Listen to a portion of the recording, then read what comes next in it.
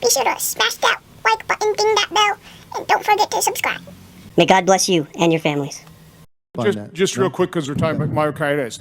What concerns me so much about the whistleblower report there is this is the only vaccine injury that the CDC, FDA are acknowledging. And you combine that with the fact that there's at least suspicions that the Defense Department is doctoring with the data in their database affecting myocarditis. I mean, I'm sorry, that gets my suspicion antenna. And the recommendations and the mandates are ignoring the FDA warnings. I would contend, Senator, that there's not just a suspicion. In August, when the report was run on acute myocarditis in the DoD website, there were 1,239 cases, and now when you run it, it's down to 307. In January of 2022, there were 176 cases, and magically, they are now down to 17. There is a word for that. It's not suspicious. We have in the military the single best data set that exists because we have baselines in there. And acute disease across all categories in the preceding years, 5 years leading up to the vaccination year, was 1.7 million. They introduced and mandated a COVID-19 vaccine for our US military when they had only lost 12 service members total to the disease. And in the 10 months of 2021 after that, it jumped from 1.7 million, all diseases, to darn near 22 million.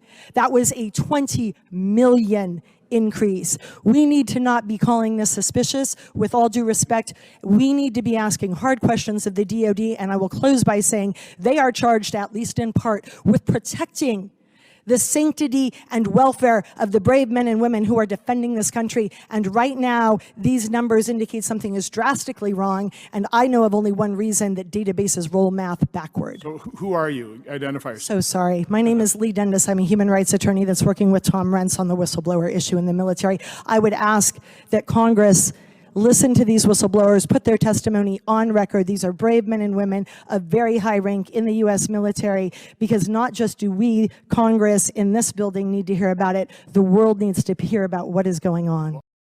Apparently one of the whistleblowers is brave enough to come forward and give a name, or I would not have allowed you to come. Yes, Senator. So we've got 3 whistleblowers who have given me permission at this point to share their name. Lieutenant Colonel Dr. Teresa Long, DO MPH, Dr. Samuel Sigloff, and Lieutenant Colonel Dr. Peter Chambers, DO and Flight Surgeon. All 3 have given me this data. I have declarations from all 3. This data is under penalty. This is under penalty of perjury. We intend to submit this to the courts. We have substantial data showing that we saw, for example, miscarriages increased by 300% over the 5-year average, almost. We saw almost 300% increase in cancer over the 5-year average.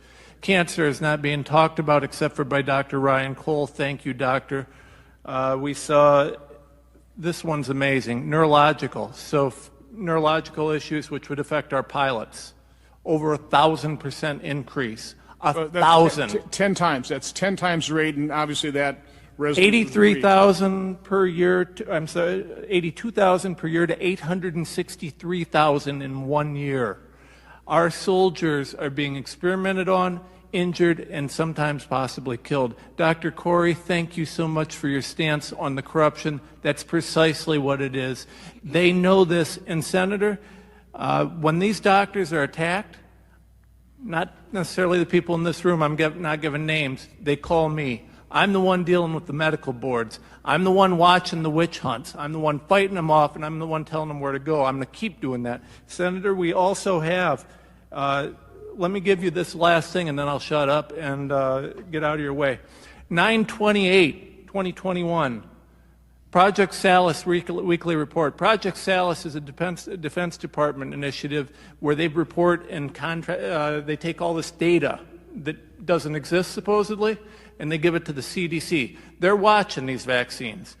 On that date, and around that date, I have numerous instances where Fauci and that entire crew were saying, it's a crisis of unvaxxed, it's 99% unvaxxed in the hospital.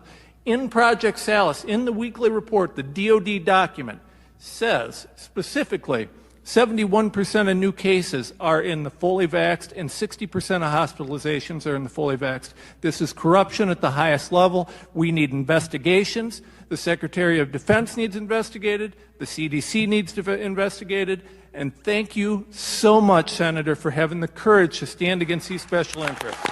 So